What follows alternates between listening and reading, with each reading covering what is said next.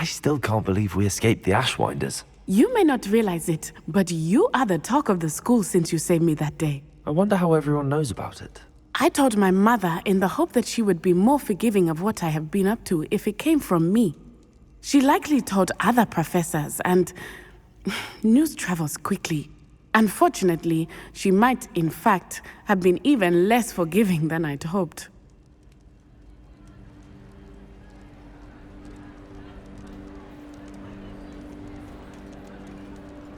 If she knew more about what you've done, I suspect she'd be proud. If she knew any more about what I've done, she would never let me out of her sight again.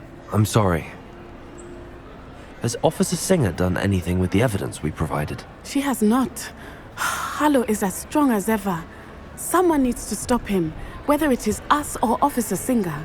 If someone had stopped the monsters like him in Matabeleland, my father would be alive today. What exactly happened to your father? It was a beautiful day. My mother had gone to tend to a neighbor who was ill, and so my father and I were galloping in the savannah. Galloping? Your father was also an animagus, I take it? He could become the most majestic giraffe, and he would carry me on his back, my arms around his neck. We were on our way home when we surprised a group of bandits who had come from our village. One of them saw me just as he removed a scarf from his face. He shouted and then aimed his rifle. He didn't want you to identify him. Exactly. In an instant, my father bowed his neck to protect me and was hit. As he fell, my father changed back into his human form. When the bandits saw this, they turned and ran in fear. Magic terrified them, and then he was gone. And it was all my fault. Your fault? How so?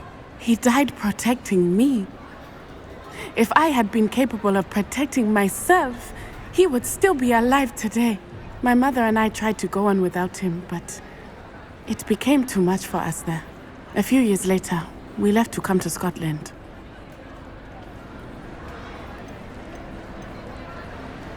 Do you think your father would approve of the things we've been doing?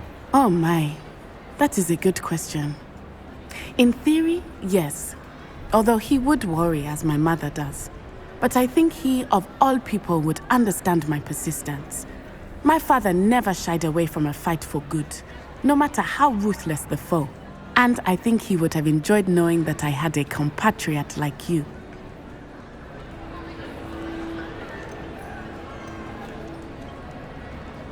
What does your mother think about all of this? Well, as you saw, she worries a great deal. She is an excellent seer, but I think it bothers her to this day that she did not see my father's death coming. She misses him, as do I.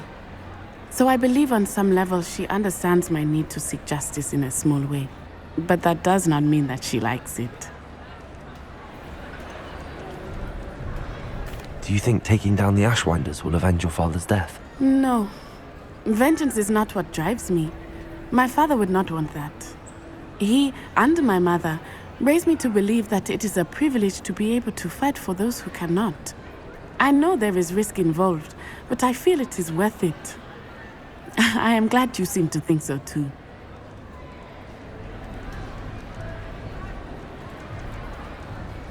I'm sorry, Natty. I can't imagine what you've been through. Your father sounds exceptional. He was.